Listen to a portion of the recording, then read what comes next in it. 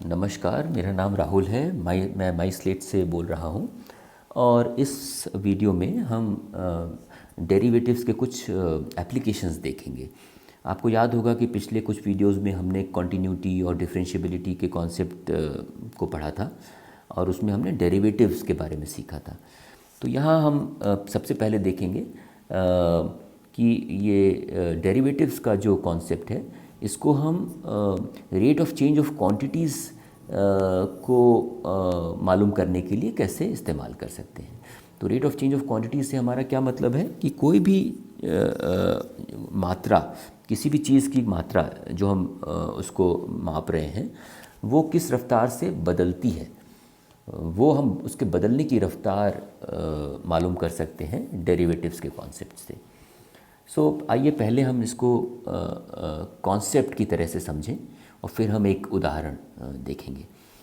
तो ये यहाँ पे एक ग्राफ बनाया गया है एक फंक्शन का, जैसा आप देख सकते हैं। फंक्शन है y is equal to F X with respect to x, और यहाँ पे आप देख सकते हैं कि इस फंक्शन का जो ग्राफ है इसका कर्व का स्लोप अलग अलग पॉइंट्स पे अलग अलग है। और उदाहरण के लिए हम ये 4 पॉइंट्स पे फोकस करेंगे, x1, x2, x3 and x4। और आइए ये पहला पॉइंट देखें।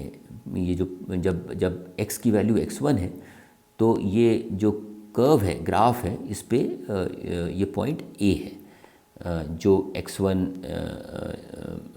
y1 पॉइंट है। तो हमने पहले से सीखा हुआ है कि जो डेरिवेटिव है dy बाई डी एक्स वो उस टेंजेंट के स्लोप के बराबर होता है जो टेंजेंट हम ड्रॉ करते हैं उस पर्टिकुलर पॉइंट पर। तो हम इसको इस तरह से लिख सकते हैं, dy बाई डी एक्स जब x की वैल्यू x1 है, सो ये हमारा डेरिवेटिव है इस फंक्शन का y का जब x1 पर है। और ये है slope of the tangent at a पे दो टेंजेंट ड्रॉ कर रहे हैं। a है ये पॉइंट इस कर्व पर, जब x1 पे है तो ये पॉइंट a है इस कर्व पर। तो उस पर जब हम टेंजेंट ड्रॉ करते हैं, जो ये एक भूरी स्ट्रेट लाइन से दिखाया गया है, तो उस टेंजेंट का स्लोप है ये। और हमने पहले समझा हुआ है कि इसका मतलब ये होता है कि y जो फंक्शन है वो किस रफ्तार से चेंज हो रहा है, किस रफ्तार से बदल रहा है जब x थोड़ा सा बदलता है। तो dx जो है उससे हम ये मानते हैं कि x तो बहुत हल्का सा चेंज हो रहा है, छोटी सी मात्रा में चेंज हो रहा है। और जब x थोड़ा सा चेंज होता है तो y कितना चेंज होता है। वो जो है वो dy बाई डी एक्स है और उसको हम डेरिवेटिव बोलते हैं कि जिस वक्त x की वैल्यू x1 है उस समय y किस रफ्तार से चेंज हो रहा है x के चेंज होने के साथ साथ। ये सिर्फ उस वक्त या उस पॉइंट पर इसका मतलब होता है। किसी और x के पॉइंट पर, जैसे x2 या x3 या x4 हो या कोई और पॉइंट हो, उस पर dy बाई डी एक्स की कोई और दूसरी वैल्यू हो सकती है। ठीक है, तो यहाँ पे तो हम देख ही सकते हैं कि dy बाई डी एक्स की अलग अलग स्लोप है, तो therefore dy by D x की अलग अलग वैल्यूज़ हैं। पहले आइए ये 2 पॉइंट्स देखते हैं a और b। इनकी खास बात ये है यहाँ पे कि इन दोनों पॉइंट्स पर जो स्लोप है टेंजेंट का, जो हमने इस कर्व पे ड्रॉ किया है y के कर्व पे, वो पॉजिटिव है। राइट, tan थीटा इसका पॉजिटिव है। इसको कहते हैं स्लोप पॉजिटिव है। पॉजिटिव स्लोप का क्या मतलब है? वो ये है कि जो dy बाई डी एक्स है उसकी वैल्यू पॉजिटिव है जब हम पॉइंट a पे हैं और पॉइंट b पे हैं। और वो फिर हमें ये बताता है कि y उसी डायरेक्शन में चेंज हो रहा है जिस डायरेक्शन में x चेंज हो रहा है। तो अगर x के बदलने की दिशा अगर पॉजिटिव है, मतलब कि x अगर बढ़ रहा है, यहाँ पे देखें x एक्सिस पर, तो x के बढ़ने से मतलब है हमें कि वो बाएं से दाईं तरफ जा रहा है। राइट, तो x अगर थोड़ा सा बढ़ रहा है तो y भी बढ़ेगा। यही बात हमें इसका पॉजिटिव स्लोप दर्शाता है। और इन दोनों पॉइंट को अगर हम कंपेयर करें b और a पॉइंट्स को, तो हम देख सकते हैं कि पॉइंट b पर ये जो पॉजिटिव स्लोप है वो ज़्यादा है, ज़्यादा शार्प है इस वाले स्लोप के कंपैरिजन में जो पॉइंट ए पर है। तो ये हमें ये बताता है कि जब x बढ़ रहा है तो y काफ़ी ज़्यादा बढ़ रहा है जब हम पॉइंट B पर हैं, इसके कंपैरिजन में कि जब हम पॉइंट A पर हैं। पॉइंट A पर भी बढ़ रहा है y x के बढ़ने पर उतना ज़्यादा नहीं बढ़ रहा है जितना वो पॉइंट B पर बढ़ रहा है। और वह यहाँ हम देख सकते हैं कि यहाँ पे जैसे हम A से B की तरफ जाते हैं तो इसका स्लोप और ज़्यादा पॉजिटिव हो गया है।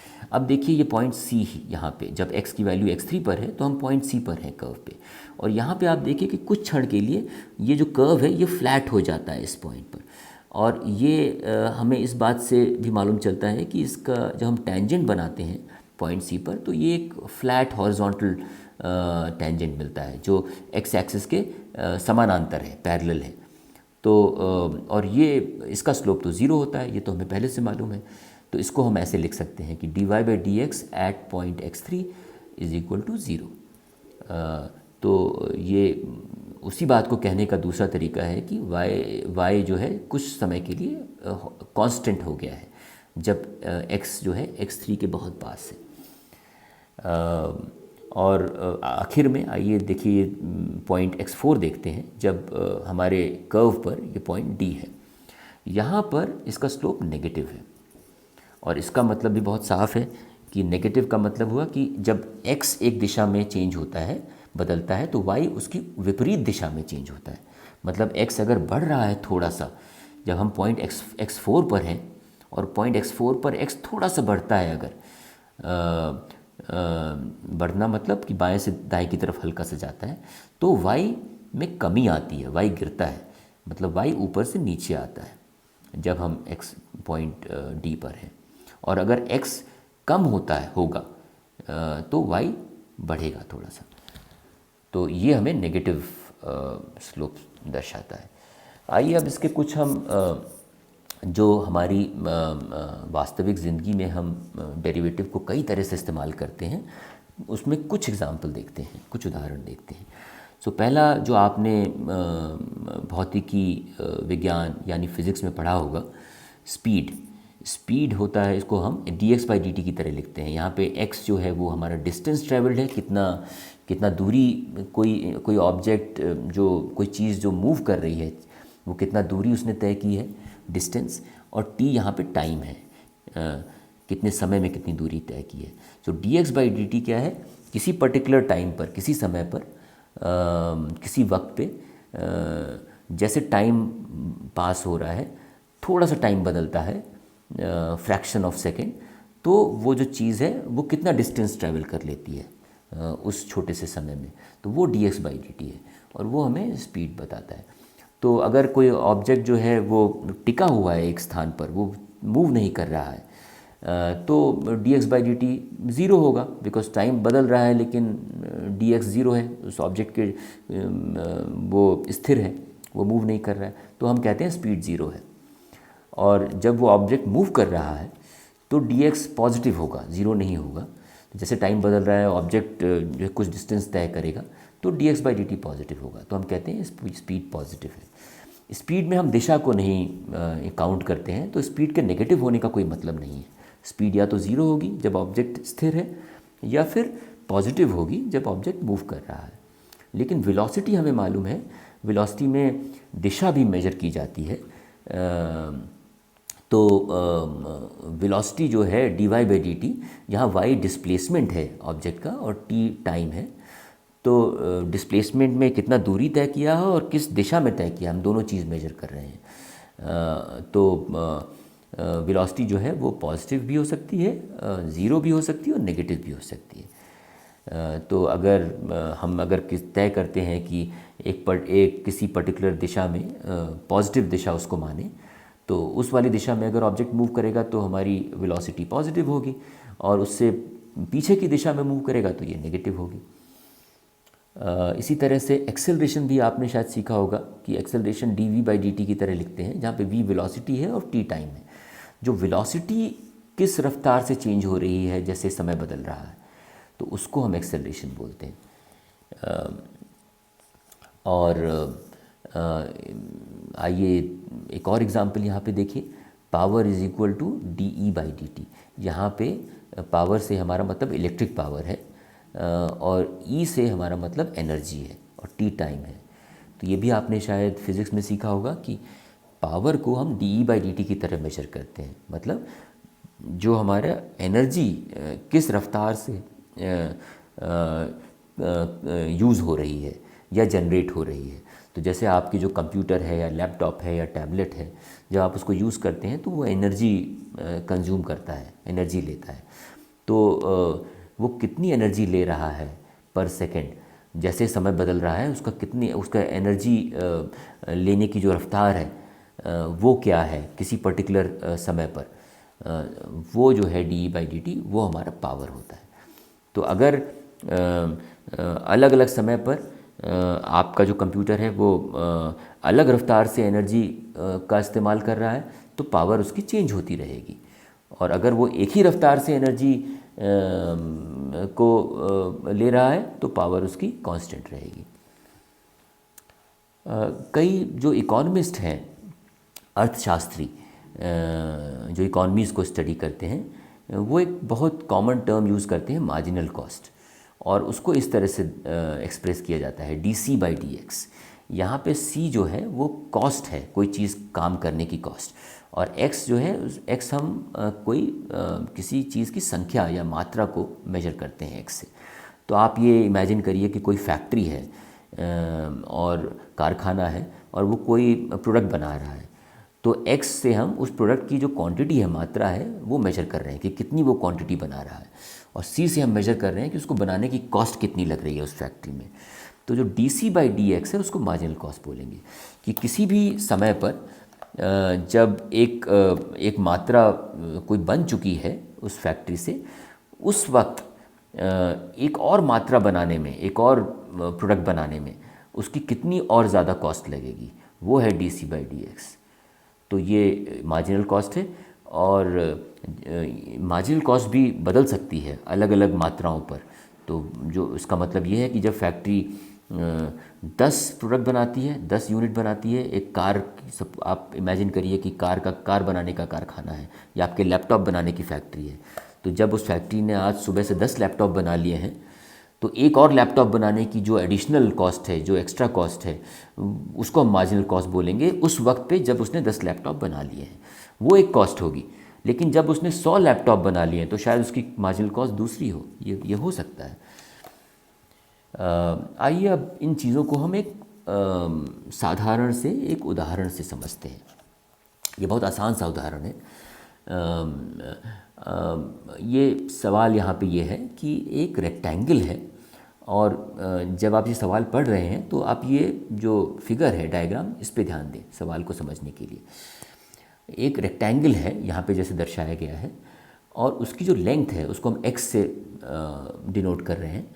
उसकी जो लेंथ है वो डिक्रीज़ कर रही है इस रफ्तार से 3 सेंटीमीटर पर मिनट। मतलब जो लेंथ है, जैसे ये एरो से दिखाया गया है, वो उसकी कम हो रही है समय के साथ।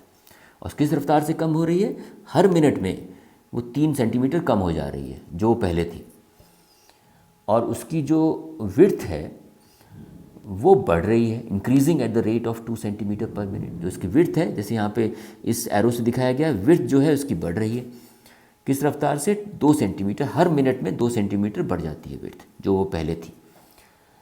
और हमें क्या मालूम करना है कि उस वक्त पे जब x 10 सेंटीमीटर है, लेंथ 10 सेंटीमीटर है और विड्थ 6 सेंटीमीटर है, और वही वक्त यहाँ पे दिखाया गया है, लेंथ 10 सेंटीमीटर, विड्थ 6 सेंटीमीटर। अब आपको इतना तो अंदाज़ा हो गया होगा कि चूँकि लेंथ कम हो रही है और विड्थ बढ़ रही है समय के साथ, तो एक समय से दूसरे समय पे इसकी जो लेंथ और विड्थ है वो अलग अलग रहेगी, वो वही नहीं रहेगी जो पहले थी। तो हम एक पर्टिकुलर वक्त की बात कर रहे हैं। एक वक्त पे जब जिस वक्त लेंथ 10 सेंटीमीटर है और विड्थ 6 सेंटीमीटर है, उस वक्त पे हमें मालूम करना है rate of change of perimeter and rate of change of area of the rectangle. मतलब आपको पहले से मालूम होगा कि पेरीमीटर क्या होता है, उस रेक्टेंगल की जो बाउंड्री है उसकी लंबाई होती है। तो इसकी जो पेरीमीटर है वो किस रफ्तार से बदल रहा है उस वक्त जब x 10 सेंटीमीटर है और y 6 सेंटीमीटर है। और इसी तरह से इसका जो एरिया है, क्षेत्रफल, वो किस रफ्तार से बदल रहा है। आइए हम इसको कैलकुलेट करने की कोशिश करते हैं। तो सबसे पहले तो हमें अपना साइंस जो है वो ठीक से हमें उनका ध्यान देना चाहिए। तो जो dx बाई डी टी है, इसकी लंबाई की बदलने की रफ्तार, उसको हम लिखेंगे -3 सेंटीमीटर पर मिनट, क्योंकि वो कम हो रही है। तो जैसे समय एक मिनट बढ़ता है तो उसकी लेंथ 3 सेंटीमीटर कम हो जाती है, तो इसलिए हम यहाँ पे माइनस लिखेंगे। और dy बाई डी टी जो कि इसके चौड़ाई के बदलने की रफ्तार है, उसको हम +2 सेंटीमीटर पर मिनट लिखेंगे, क्योंकि समय के साथ वो बढ़ रही है उसकी चौड़ाई। आइए अब पहले हम पेरीमीटर को देखते हैं। तो पेरीमीटर एक रेक्टेंगल का, आपको मालूम है कि इसकी बाउंड्री की लंबाई होता है। तो इसकी 2 मल्टीप्लाइड बाय इसकी लंबाई और +2 मल्टीप्लाइड बाय इसकी चौड़ाई, ठीक है। और वो बेसिकली आप देख सकते हैं यहाँ से, लंबाई हम 2 बार काउंट कर रहे हैं और चौड़ाई भी 2 बार काउंट कर रहे हैं। तो आइए अब देखते हैं इसका dp बाई डी टी क्या होगा। dp बाई डी टी जो है p का डेरिवेटिव है with respect to time, right. और इसको हम बोल सकते हैं rate of change of perimeter with respect to time. तो dp बाई डी टी क्या होगा, यहाँ पे हमें पहले से मालूम हो कि p जो है 2 multiplied by x plus Y है। तो इसका हमें d बाई डी टी निकालना है। तो हमें पहले से मालूम है आपको, जो डेरिवेटिव का जो डिस्कशन हुआ था पिछले वीडियोस में, कि जब 2 फंक्शन होते हैं यहाँ पर x प्लस वाई, तो उनका जब डेरिवेटिव लेना होता है तो हम उन दोनों फंक्शन का डेरिवेटिव अलग अलग ले सकते हैं और उनको हम जोड़ सकते हैं। और आपको ये भी मालूम है कि जब कोई फंक्शन किसी कांस्टेंट से मल्टीप्लाई होता है, किसी नंबर से, जैसे यहाँ पे 2 से मल्टीप्लाई होता है, तो 2 को हम बाहर ले सकते हैं डेरिवेटिव से। तो इसको हम इस तरह से तोड़ सकते हैं कि 2 multiplied by D X by D T plus 2 multiplied by D Y by D T. और हमें अभी यहाँ पे जो मालूम है कि भाई D X by D T -3 है, तो वो हमने यहाँ पे रख दिया, और D Y by D T +2 है, तो वो हमने यहाँ पे रख दिया, और हमने इसको कैलकुलेट कर लिया। ये आता है -2 सेंटीमीटर पर मिनट।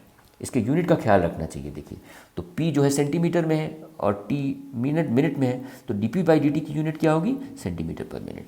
और यहाँ पे माइनस मिला है, तो माइनस क्या बताता है कि इसका जो पेरीमीटर है वो समय के साथ कम हो रहा है। कितना कम हो रहा है, हर मिनट 2 सेंटीमीटर कम हो जा रहा है इसके बाउंड्री की लंबाई।